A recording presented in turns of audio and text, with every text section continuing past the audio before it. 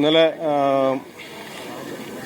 തികച്ചും ദാരുണമായൊരു സംഭവമാണ് ഇന്നലെ നടന്നത്. അതിൻ്റെ അടിസ്ഥാനത്തിൽ പല രാഷ്ട്രീയ പാർട്ടികളുടെ പ്രതിഷേധമൊക്കെ ഉണ്ടായിരുന്നു.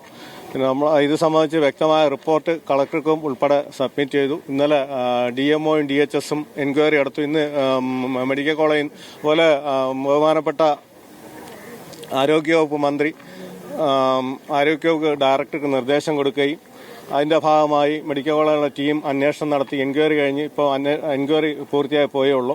അപ്പോൾ ഇതിന്റെ എല്ലാ അടിസ്ഥാനത്തിൽ ആരോപണ വിധേയയായ ഡോക്ടറെ സസ്പെൻഡ് ചെയ്ത് ഉത്തരവായിരിക്കുകയാണ്. ഇനി എനിക്ക് അഭ്യർത്ഥിക്കാനുള്ളത്, ഇപ്പം നമുക്ക് അടുത്ത കുട്ടിയുടെ മൃതശരീരം അവിടെ ഉണ്ട്, ഇൻക്വസ്റ്റ് ചെയ്യണം. ബാക്കി പോസ്റ്റ്മോർട്ടം നടപടിയിലേക്ക് അത് നമ്മൾ കുട്ടിയുടെ അച്ഛനും അമ്മയായിട്ട് ആശയവിനിമയം നടത്തി വരികയാണ്.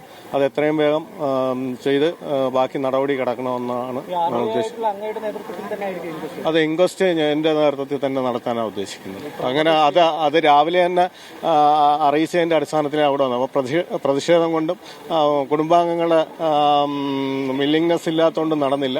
ഇനി അവര് വില്ലിങ്നെസ് ഇതുവരെ ആയിട്ടുള്ള സംസാരിച്ചുകൊണ്ടിരിക്കുകയാണ്. വില്ലിങ്നെസ് കിട്ടിയാൽ നമുക്ക് ബാക്കി നടപടിയിലേക്ക് കിടക്കാം. എന്തായാലും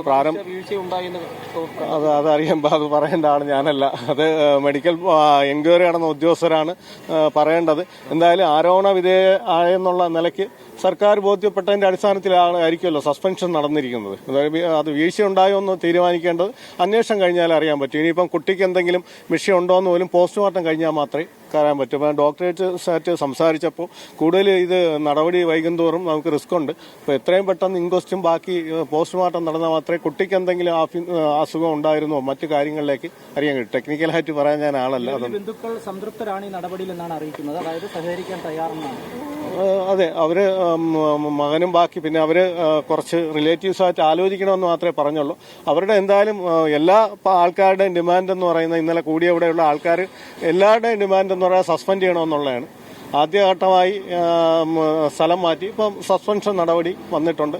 അതിൽ അവർ സാറ്റിസ്ഫൈഡ് ആകുമെന്നാണ് വിശ്വസിക്കുന്നത്.